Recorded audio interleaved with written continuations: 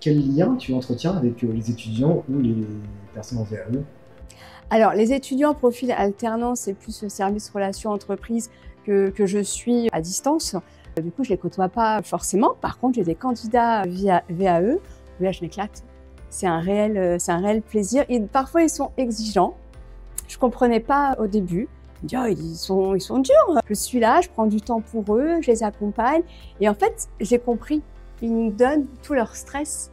Et moi, je leur donne tout ce côté positif et cette force que j'ai. Et à la fin, on se dit, waouh, on a réussi. Ils sont contents, on les voit avec un sourire, parce que quand ils démarrent, c'est pas facile. Et à la fin, ils ressortent vraiment avec un sourire, avec un diplôme pour une grande majorité. Et c'est ce qui fait que dans l'accompagnement, je trouve, c'est très important d'être là derrière eux. Même quelqu'un qui n'a pas besoin de nous, il faut être derrière. Parce que quoi qu'il en soit, il aura besoin de nous pour valider tel ou tel sujet, pour nous demander des conseils. Des fois, ils n'osent pas. Et il suffit qu'on ait un lien avec eux, un échange avec eux. Et c'est, pour vous dire un petit exemple, hein, j'ai un candidat VAE qui m'a dit, vous savez, grâce à Subtertiaire, j'ai appris à me remettre en question.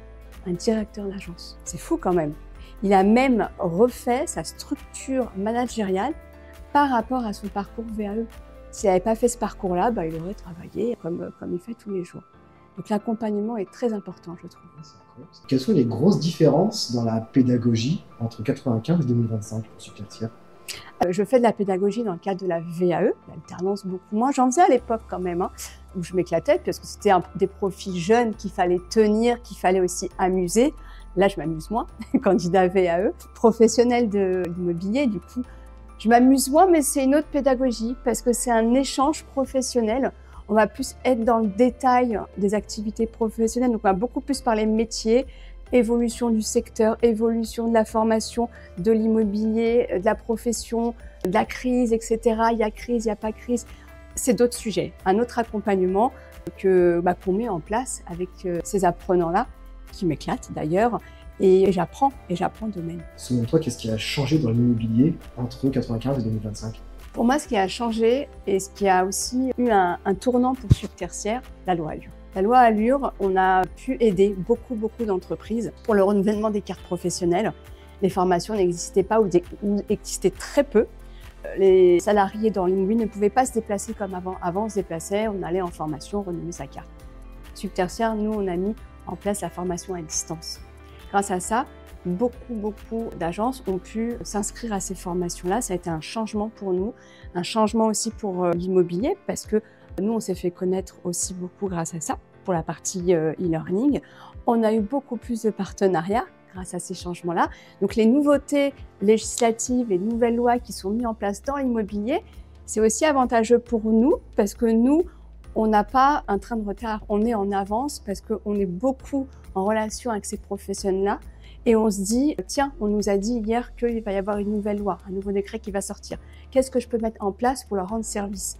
On a été vraiment dans l'action-réaction et grâce aux lois, pour moi, on a pu modifier certaines choses et faire évoluer certains métiers. Alors, pas que les écoles, hein, il y a aussi beaucoup de professionnels, bien évidemment, mais je pense qu'on a pu contribuer à beaucoup de modifications. Et si tu dois retenir un seul élément clé, un seul moment de ta carrière au sein de Subtertiaire, quel que ce soit? Je pense que ça a été le rachat. C'est 2019, nouvelle génération.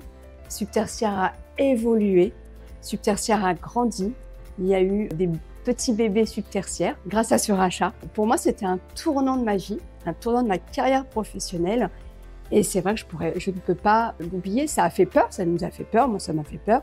Le changement fait peur, bien évidemment. Mais grâce à ce rachat, je vois que les élèves sont mieux entourés en classe, en tous les cas, dans la pédagogie. Bien sûr, il y a plus les moyens. On fait partie d'un groupe, Eureka, que j'estime aujourd'hui.